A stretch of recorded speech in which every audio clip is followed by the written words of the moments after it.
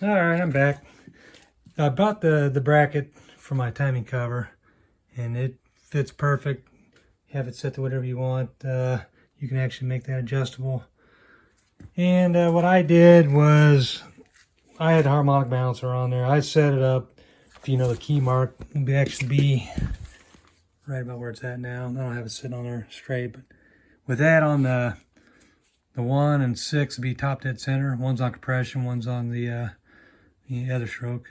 Anyways, but you can do that quarter turn. You hear when people talk about adjusting their push rods, the rockers. That's actually what they're doing. They're doing a quarter turn. And so you can mark it off, every quarter spot on your harmonic balancer. And I'm probably going to go to a different one from this. But anyways, it just set the rocker arm adjustments. That's how you can do it. And that guarantees that your 1 and your 6 will be damn near top dead center. And as you go around, you figure out the 5 and 8 will be top dead center. 4 and 1 will be top dead, or 4 and 7 will be top dead center. It all depends on where you start off at. But that's like the cheater way of doing it, because I had the cylinder heads off, so I know exactly when the number 1 and the 6 was top dead center. And that will get you a ballpark as far as, when you check your looseness of your rocker arms. I run into an issue where my rockers, let me find my studs. I had the studs that I had to, I'm sorry, I'm moving around. So these here, they don't have the nuts on them. So when I was putting them in to set actually, when you look at these, there isn't a whole lot of room. Some of these have a side to side and it'll make it go off center from your rocker. Mine are actually pretty on the ball, right on there. And so when you set that up on there, it's almost exact, for the alignment for the rocker to engage this to this. So when you put these in here, actually, I can't really do it while I'm holding my hand on the camera, but when you put those in there, I could buy a half nut and put it on here, and that way I can lock this down. But I really wanted to torque this all the way down into this. And you'll see small block Chevy, I don't believe there's a water jacket that would go into this. Maybe there is. I think there is, actually. But the main thing is you want to make sure that you seal the threads on here. So I have a high temp thread sealer I'm going to use on these when I get my new ones. They should be here probably tomorrow or the next day. And they have the half nut on there, will allow me to run that all the way in and tighten it down so it's perfect as far as my alignment's concerned. Which these really shouldn't have any problem. What you find is a lot of these rod guide manufacturers, and they're required for this type of lifter. It's a roller lifter. What you'll find is they have a split, and then where you mark it, then you just tack weld it. And that way it's exactly where you want it to be, because you don't want it too far to the left or right. Mine should be just about perfect because there's not a whole lot of movement in this here. Some of them are wide open. The newer generations are. So as I get that's what I'm dealing with these. I just have these sitting in here like that for no reason whatsoever other than to make sure they don't get lost. I do keep this covered up so I wouldn't comment about it being kind of dry.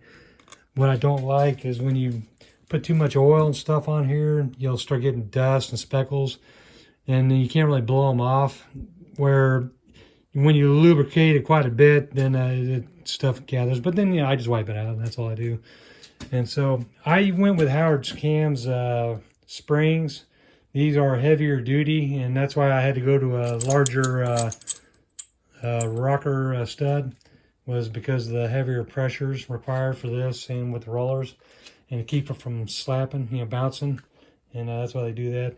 This part here, I took this back off just because I had a couple of things I wanted to double check, and I got to grease the hell out of this. Usually people grease these real well. I did soak the chain in oil, but kind of like, after sitting here for a while, it's kind of, I don't trust it. I will lube the heck out of it. That's part of the thing. I always try to pack it in up here. Oil, when you run it through, there are oil ports. Can't really see them right there.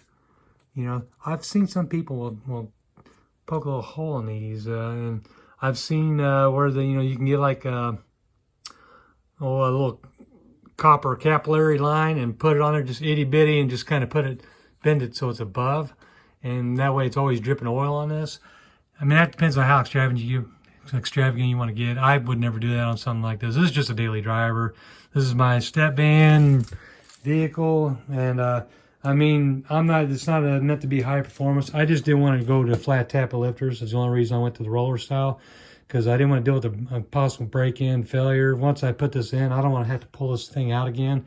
Very worst case scenario, I'd pull a cylinder head off. But as far as the short block, the cam, and everything else, everything's good. It's been redone. The crank has been polished. New pistons, connector rods, the wrist pins are all good. Everything's good. The bearings are good. Everything moves. Nothing's too tight. All the seals are good. But anyways, I do lube this up just to keep it kind of wet, so I don't get any surface rust. I use WD-40. I used to work in an engine shop. Now, 30 years ago, it was a machine shop, and we probably did over 100 engines a day. My job was machining the cylinder heads, pressure testing them, and then I would do the valve guides and put the springs back on and everything else. But as far as the full rebuild, no, they had people. Everyone worked on their own station, and every day we would just bring them in on the skids, and we four engines on a skid. I got to where I could just look at the cylinder head. I knew exactly what it was: Cadillac, Ford, GM, whatever. Anyways, I'm not an expert at any of this stuff. I'm just I have to get on YouTube and kind of refresh my memory on a lot of this stuff too, because I just don't do this stuff that much. So I try to keep things running. I don't usually have to do a full-on rebuild. So that's why I'm doing this. And it just seemed like the easy way to do this. And I know when you do a rebuild, especially, if you got to break in a cam, and, I had this bore 30 over, so there's some crosshatch in there. You use this pin grade stuff, and it's heavily built up with the, what do you call it, the ZDDP. That's you can read right there. But that is supposed to help keep you from wearing right on the first part of the break-in. And so that's the zinc content, and there's other things in there that you really got to have, zincs, phosphates, everything else. When you first break in an engine, when you first start it up and you run for the 20-30 minutes at the 2,000 to 3,000 RPM, varying to some degrees in some cases, you want to break it in, but then you got to drain that oil, and this is pretty expensive stuff, but it's even more expensive if you don't do this step. So I got a good filter. I got more quarts coming.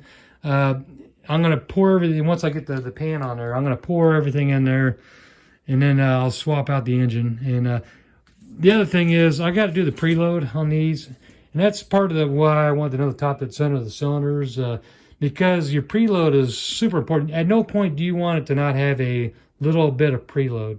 So, no matter what position the rocker's in, it can't never be loose. And so, that's part of that, the bouncing. Now, you can run and you can loosen up till it starts clacking and then tighten it back down. Some people do a quarter turn, some people do a half turn.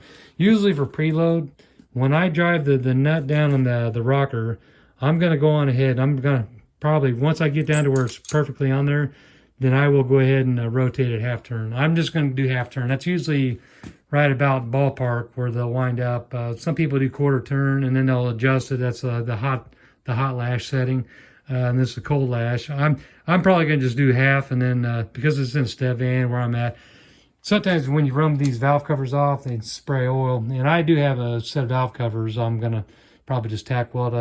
I've already got a groove set in them. I'm going to go ahead and tack weld a little plate to kind of so if oil does squirt out of these, when I'm trying to set it.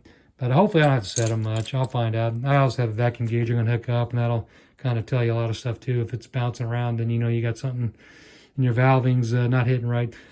Years ago, everyone used to use vacuum gauges to troubleshoot engines if they was running lean, or if you had a adjustment you need to do in your timing or your valve lash. But they don't do it so much anymore. These cars just don't run that way. But these old small block Chevys, the old Fords, we still kind of do that. I like the valve or the vacuum gauge. But anyways, so that's where I'm at right now. As soon as I get the rocker studs, I'm going to go ahead and set these. I'll go ahead and get the rocker arms put on there. I don't know if I'll go through the whole video on that because there's a million videos out there, and I'm not an expert on this. There's people that are willing to put their name out there as far as being experts.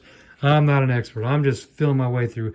I know that when I rotate this, at no point do I want that rocker to feel loose. And at the loosest point where it's just making contact with this, so there's no up and down travel, I don't even do the twist. I do the up and down. At that point where it just finally does that, so there's no up and down movement, I will turn that nut a half turn.